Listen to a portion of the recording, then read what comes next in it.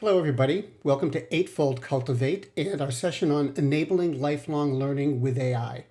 I'm Mark Feffer, editor of the HCM Technology Report and Recruiting Daily, and I'm joined today by Huggy and Jenny Dearborn.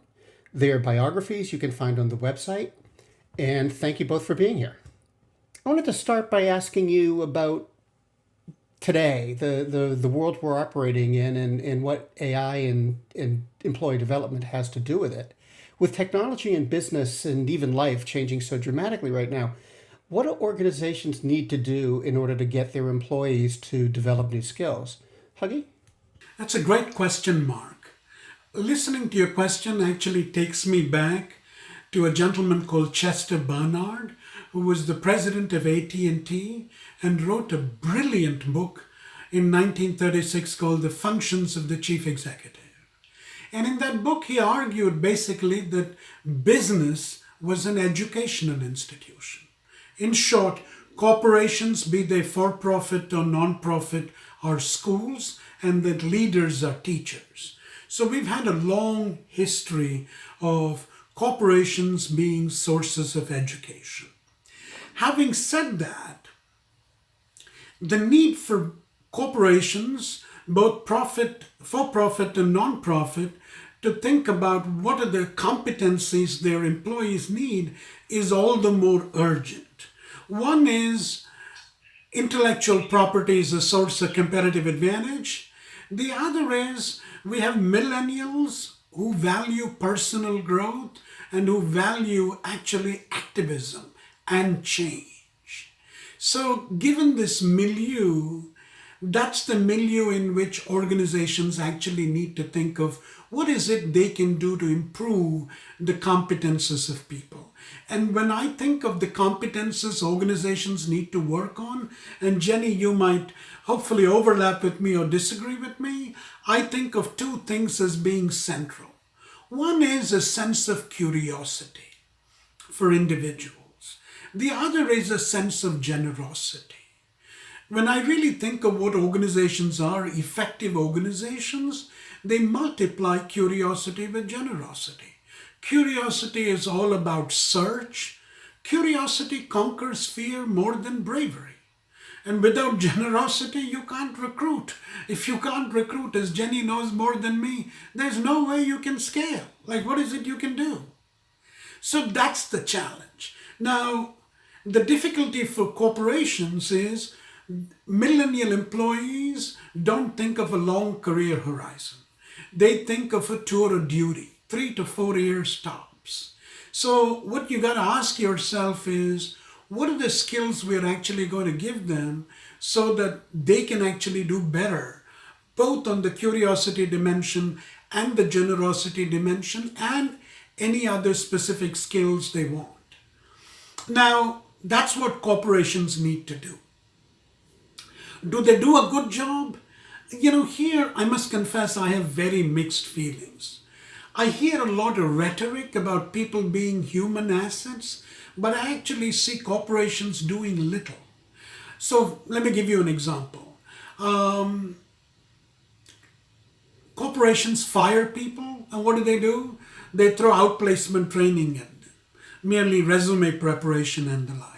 The other day when Jenny and I were chatting, one of the thoughts we spoke about was, why can't corporations create a portable learning budget? You put money into an employee's account. The employee is responsible for his or her own learning, not like a paternal corporation, all-seeing, omniscient. It's not possible. The individual knows what's best for him or her. Give them a learning budget. They can use as much of it. They can accumulate it up to a period of 2 to 3 years. And if they get asked to leave the company, the budget travels with them so that they can actually enroll in courses and augment their skills. Here, my own view is we ought to actively perhaps think of what kinds of educational institutions ought to be able to help employees with this kind of a portable learning budget. I really don't want this to be a for-profit scam, frankly. It's got to be skills, and they've got to be solid skills that are evidence and research based. I really think that's what corporations do. One final comment, and Jenny, you can weigh in on this. While I'm all for doing this, at the same time, I feel that the question organizations should ask themselves is not what skills do my people need, but perhaps reverse it a little bit. And I'd be curious to know what you think of it, Jenny. For me, the question organizations should ask is, hey, if we promise to our employees that if you join my company, you will become healthier and you would grow more, what would our organization look like? Why can't you promise health and growth as part of your employee value proposition? Do we do that? We certainly don't do that, I know, on the health criterion or on the health front. We just tell people, well, you need to learn skills in order to be more mentally capable. Here's like a meditation course. Here's like a stress management course. Well, why the hell is the stress being caused? It's being caused by the lack of job control, by overwork, by a whole bunch of things, and we got to fix those things rather than doing icing on the cake by giving people meditation programs, treadmills, walking, desks where you can walk or whatever it is. I sort of find all of this, frankly, to be truly misplaced. Over to you, Jenny. Please disagree with me. So Mark, the question that you're asking is the role between the corporation and learning? Not necessarily the role of the corporation in learning, but the corporation in encouraging learning. So with the reframing of the question, and Huggy, I love your comments there. Thank you for that. I see the role of the corporation is to add clarity, really bring a tremendous amount of transparency to employees about where the corporation is going and the employees' part in that journey. So if the corporation can say, this is our 2025 vision, and these are our 2025 corporate goals, corporate strategies.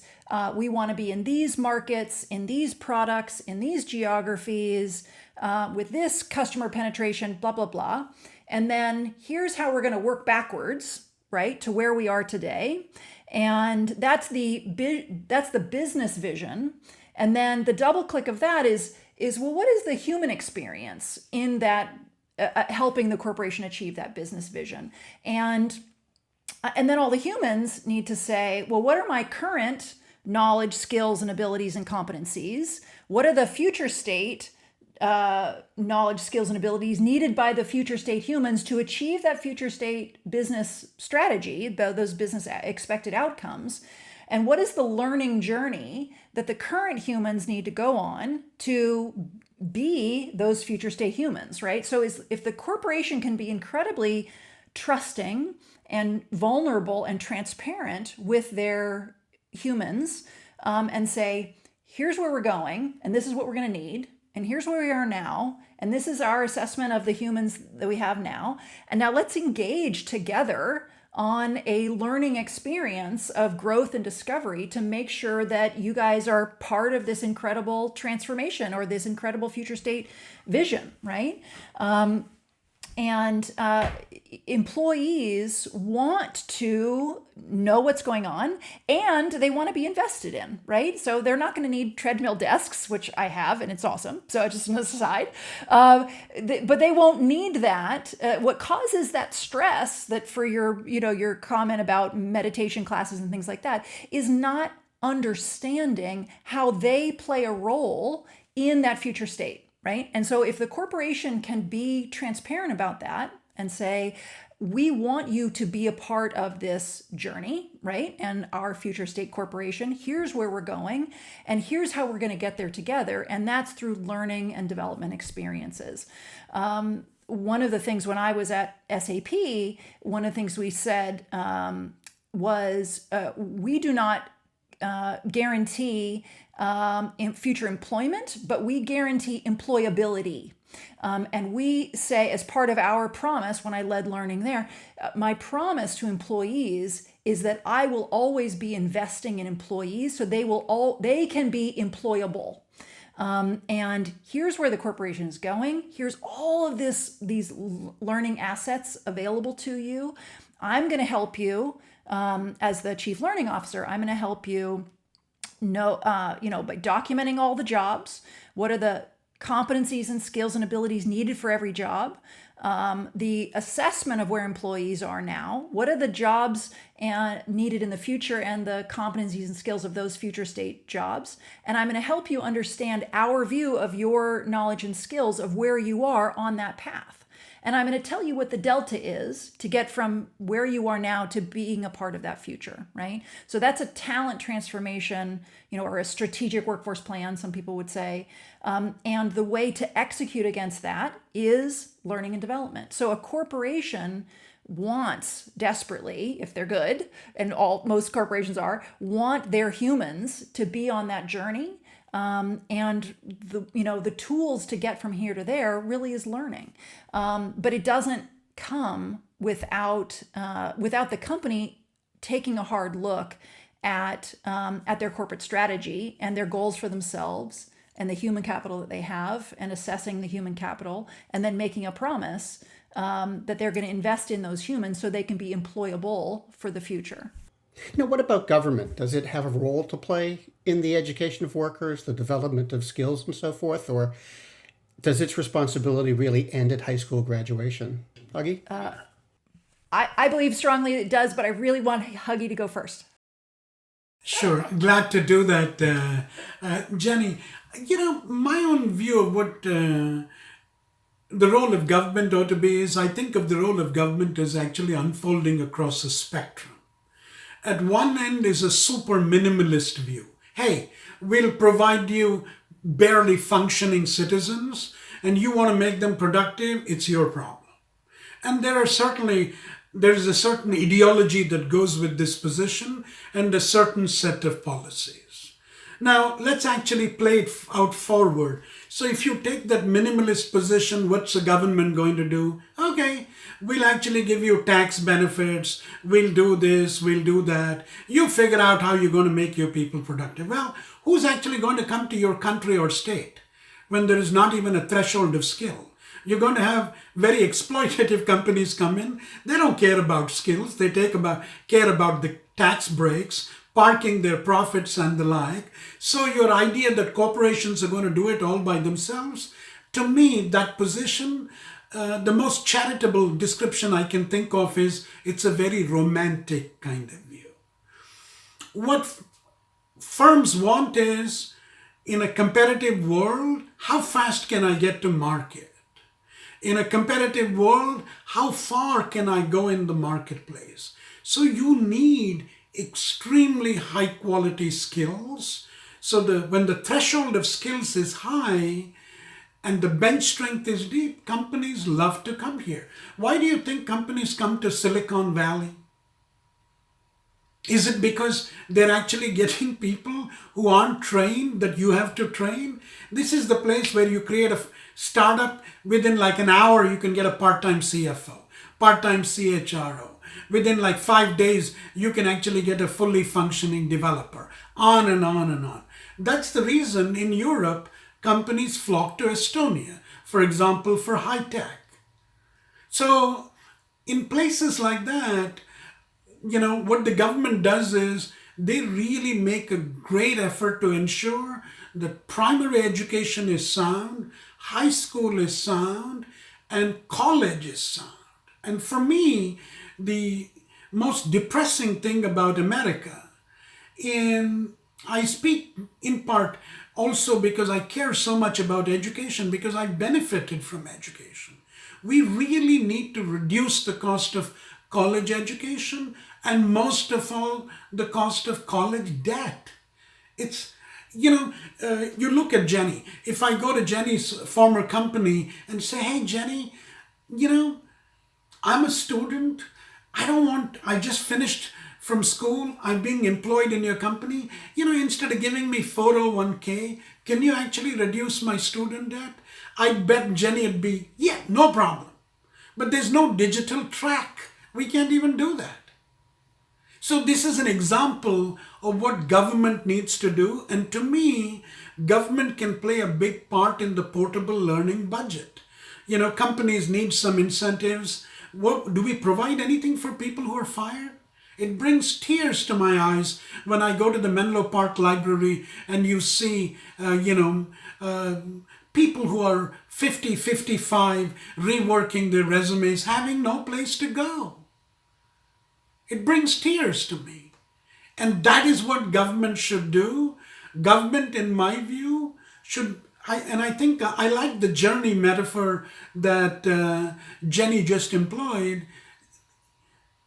Government should actually constantly promote skill enhancement by giving people as many options as possible.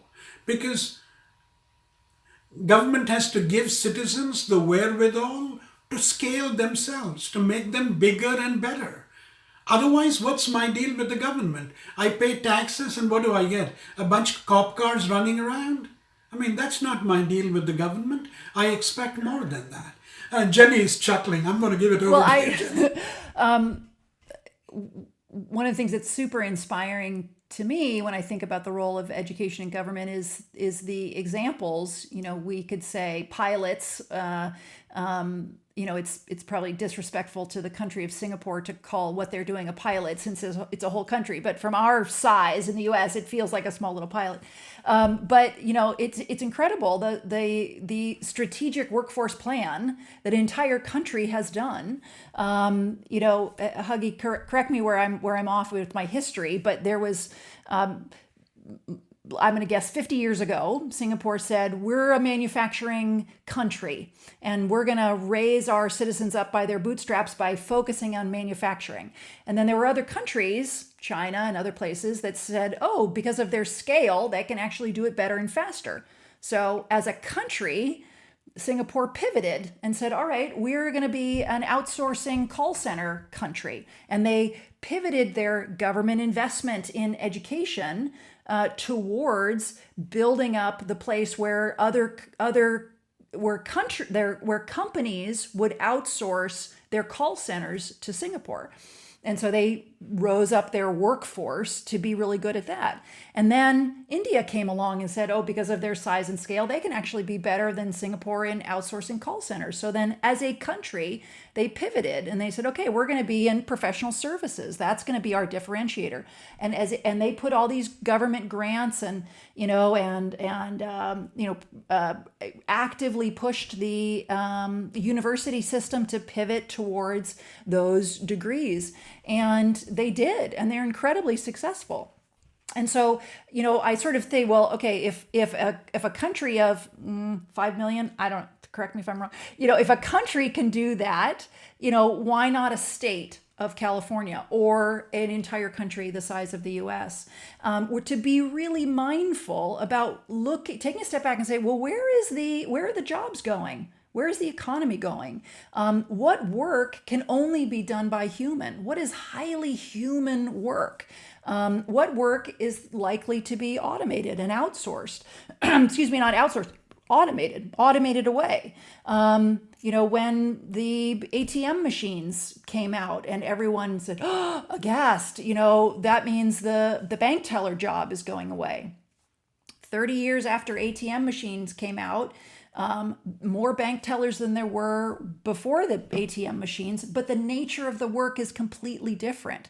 So some, countries or, governments can put their head in the sand and be a little taken aback by technology and change in the workforce, in the type of work that's needed, the type of jobs. Or a country could say, well, all right, let's get with the program. What do we need to do? How do we need to educate ourselves differently? What do we need to do that's different to invest in our humans to stay ahead of technology change? Jobs will always change. Jobs from the beginning of time jobs have come and jobs have gone. And work that was previously done by humans is automated away. And so that allows humans to do work that is of higher level, higher capacity, more creative thinking, more innovation, more critical thinking skills, more problem solving skills, more work that only humans can do. And a government needs to be aware of that instead of holding on to yesterday's jobs, which are maybe not as fulfilling, right? They certainly can feel very comfortable and they can feel very safe and they're known and there's a lot of emotional connection to things that are known. But we also have to say, since the beginning of time, jobs have changed, right? We don't need people to physically light lamps, oil lamps, in London like they did in the 1890s, right? Those jobs are gone. What jobs are coming? And how can government be a part of that conversation? Instead of saying, okay, high school diploma, we're done, corporations, you guys do the rest. Well, now hold on. I think we can really get a lot done together, like having a really productive conversation about what does the society need? We all need to be educated, informed, critical thinking citizens, right? So that we can participate in elections and things like that and be, active members of a community. And we also need to think about how is the world changing? And let's have a really healthy conversation together between private industry and government. Okay, you're going to get the workforce to here. We're going to take it from there. What types of jobs? It can be a highly sensitive, political, emotional series of conversations, but I think it's a really healthy conversation that we need to have. Do you think that most employers recognize their role in all of this? And what has to happen for them to make the transition? Huggy? That's on the face of it, a simple question, but the answer is a little difficult in the following sense. I see heterogeneity in the corporate response to this need. Heterogeneity in differences as to whether companies recognize the need and act on it. Some companies certainly do.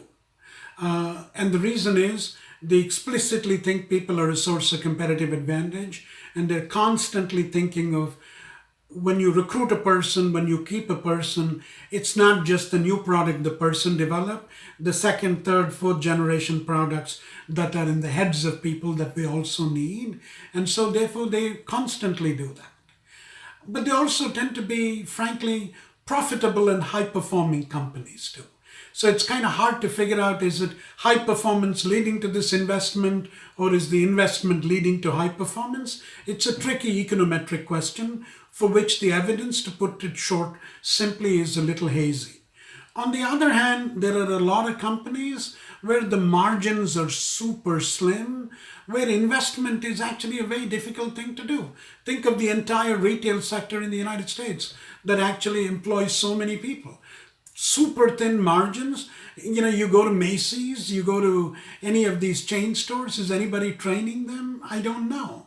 They have, I know, high rates of turnover. People come kind of in and out. And in that segment, I don't see much investment. In the middle, I see companies investing, but there is no evidence-based logic of investing in people. It's kind of spray and pray. I'll survey you. What do you need? You need communication skills. Great. We'll give it to you like fertilizer. Like what kind of communication, why, and how? Let me give you an example. If I recall rightly, in John Deere, one of my colleagues did an interesting study.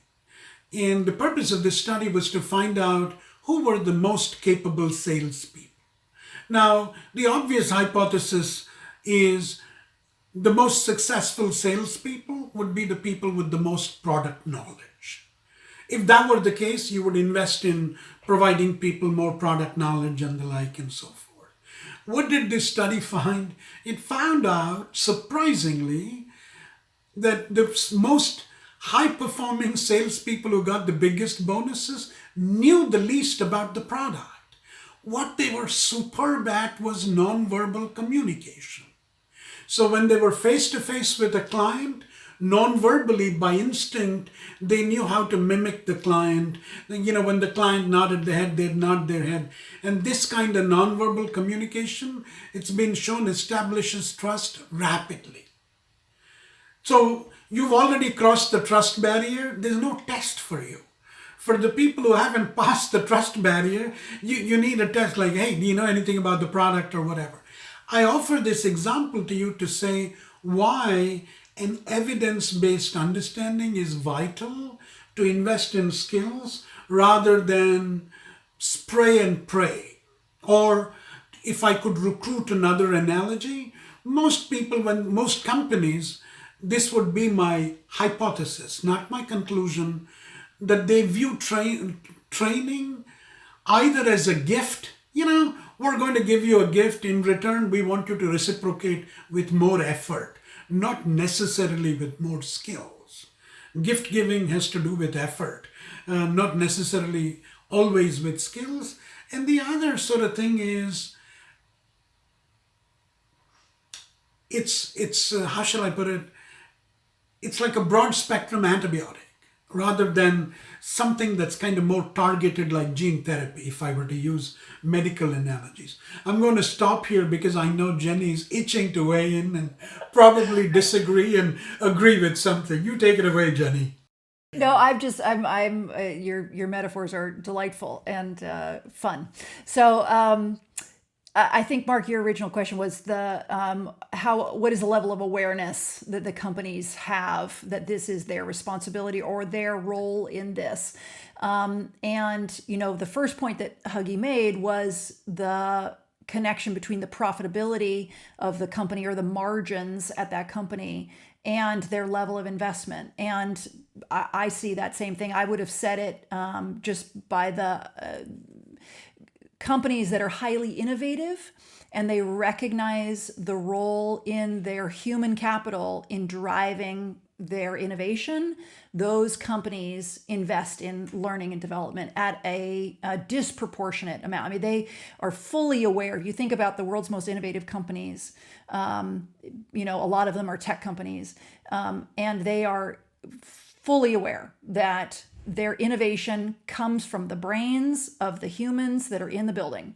And they have to do everything they can to cultivate those brains, cultivate that creativity, that innovation. What do you need? Do you need a latte? Can I bring you, what can we do to spark that innovation and that creativity in your brain? And so it's classes, it's education, it's exposure, it's they'll bring in lecturers to talk about worm theory and string theory, whatever it is to like open up their minds and think creatively. So those companies are very aware of where their bread is buttered, and other companies, their margins are razor thin and the humans are a little bit interchangeable, and it's okay if there's high turnover. I mean, it's a bummer, but it's, they're aware of the high turnover of the humans, because, their business is not based in the brains of the humans that are the majority of the workforce. And so you're not going to see the level of investment in career development, education, learning that you would at another company. So I think it is a great time to be a candidate. It is a tough time to be hiring a company with a lot of recs to fill.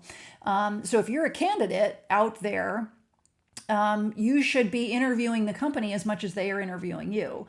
And a good candidate is going to ask in the interview process, tell me about the learning and development experiences that I can anticipate if I were to join your company.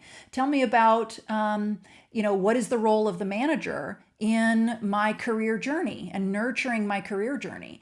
Tell me about your education opportunities. Walk me through your corporate values and help me understand how learning and development is central to the values of this company, right? So good candidates ask tough questions in the interview process to really challenge companies about their level of investment and their level of awareness that this is their responsibility or that they have a role to play in this responsibility. Well, Huggy, Jenny, thank you very much. This has been a great discussion. It's been fascinating listening to you.